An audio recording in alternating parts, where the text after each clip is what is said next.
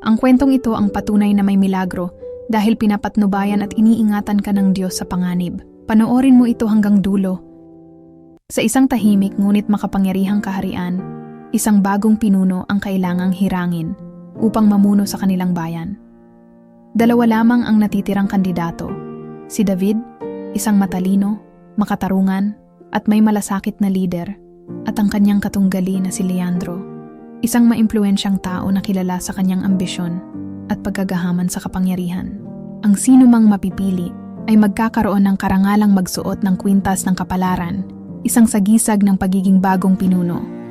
Ang seremonya ay dadaluhan ng buong bayan, at ang bagong lider ay itatanghal sa harap ng lahat. Sa araw ng parangal, isang makulay at makasaysayang kasuotan ang kinakailangang isuot ng bawat kandidato. Ngunit isang trahedya ang nangyari. Ang kasuotan ni David ay nasunog habang ito'y ginagayak ng kanyang kasambahay. Lubos itong dinamdam ng kanyang kasambahay, ngunit si David, sa kabila ng nasayang na pagkakataon, ay nanatiling mahinahon. Sa halip na magalit, tinanggap niya ang nangyari ng may buong puso. Hindi niyo po ba ako parurusahan o ikukulong sa nagawa kong pagkakamali? Malaki ang kasalanan na nagawa ko po sa inyo. Huwag mong sisihin ang iyong sarili. Ang bawat pangyayari ay may dahilan. Baka hindi ako ang itinadhana ng Diyos na maging pinuno. Dahil dito, hindi siya nakapunta sa seremonya, kaya si Leandro ang siyang itinanghal na bagong leader. Habang ipinagdiriwang ng buong bayan ang pagkapanalo ni Leandro, inilagay sa kanyang leeg ang kwintas ng kapalaran. Ngunit bago pa man siya makapagsalita, bigla siyang nanlumo, bumagsak sa harap ng lahat, at agad pumanaw dahil sa matinding sakit sa puso. Nagulantang ang buong bayan.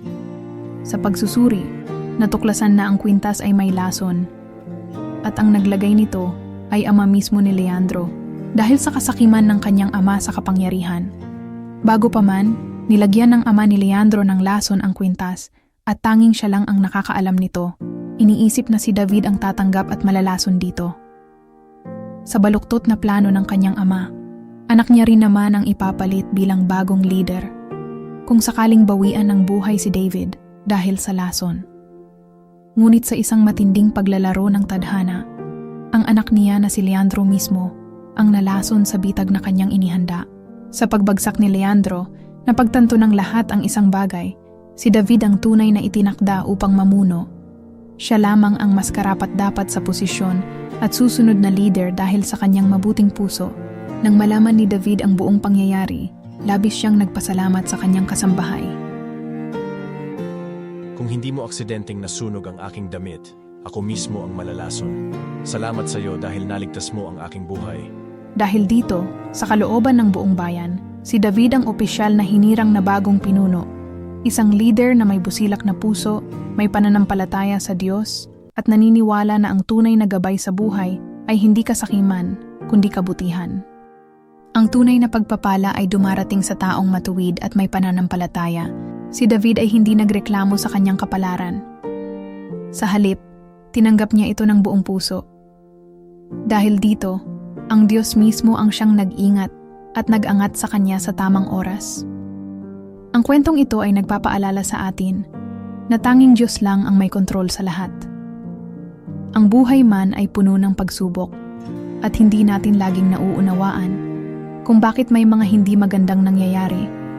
Ngunit kung magtitiwala ka sa Diyos, siya mismo ang magbubukas ng pintuan para sa ating tagumpay na pagbangon. Sa tamang oras at sa tamang paraan. Kung may kilala ka na dumadaan sa maraming pagsubok at nawawalan ng pag-asa, i-share mo ang kwentong ito upang magbigay sa kanila ng pag-asa. Ang Diyos ay palaging nandyan para patnubayan at tulungan sila sa kanilang pinagdadaanan. Kaya't huwag tayong mapagod sa paggawa ng mabuti, sapagkat pagdating ng takdang panahon, tayo ay aani